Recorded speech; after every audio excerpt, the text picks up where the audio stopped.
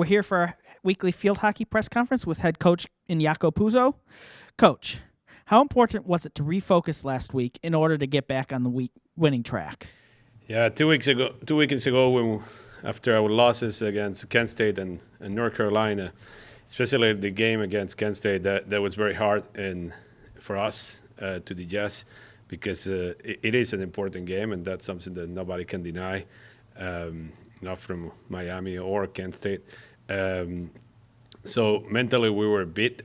That was the way I saw it, and it was very, very important for us to come back. North Carolina was not probably the best team to face after a loss like that, and it didn't help. It didn't help for our mental state of mind to get better.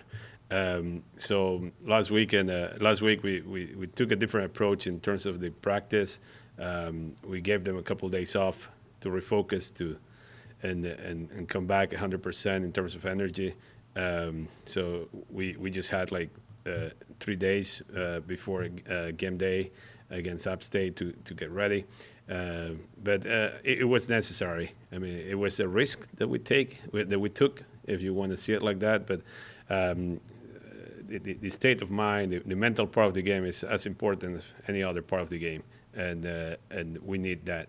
We need to recover mentally after the losses against Kent State and North Carolina. Well, I guess it was a good decision.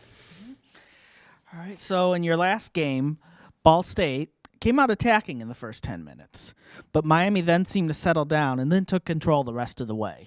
What was the key to that victory? Yeah, I think that it is always difficult to play at Ball State, not because of the thing, but it's a team that gets very strong when they play at home. They have a good support from the fans, and that makes a lot of external factors that you have to be able to handle. I don't think we were handling these external factors very well in the first half, especially in the first 15, 20 minutes of the first half, and we gave them a lot of opportunities. We talk about that. The Ball State at home is strong, and it's a team that you cannot give them the momentum because they're going to take advantage of the momentum. They're going to enjoy it and keep building on that. So, I mean, it was kind of disappointed that our team, that the team was not able to step up from the first minute.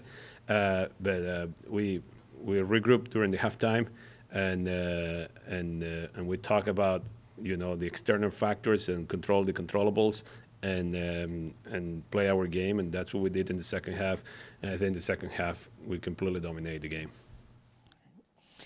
So one game left in the regular season as Miami hosts its rival Ohio. What can we expect from the Bobcats? It's a team that it has a lot on the line for them. Well, for both teams, but especially for them in terms of the tournament.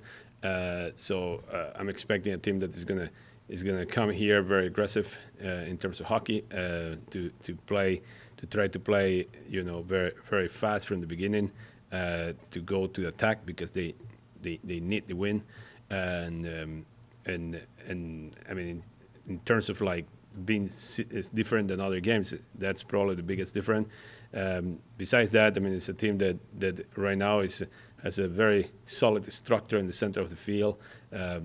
The sweeper is their center back is very strong and make their defense very strong.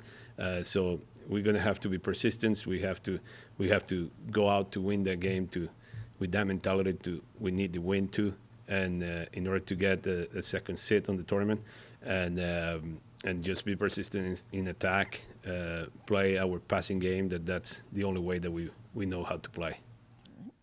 And finally, it's senior day as well. What has the senior class meant to you?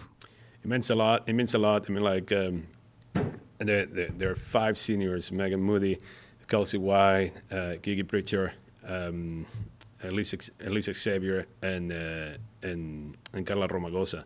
I mean, these people has been a big part of this program for the last 4 years. They put everything on the line every single year, every single day. I have been telling the group always, like, how important it is to embrace the moment and to play as hard as you can, so you don't have any regrets.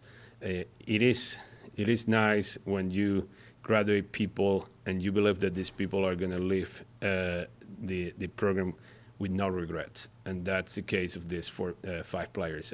I think that I'm not going to say they were always great players on the field. I mean, we all make mistakes, and they make mistakes on the field, but every single game that I remember them playing, they put everything on the line, and that's what you're expecting from any student athlete.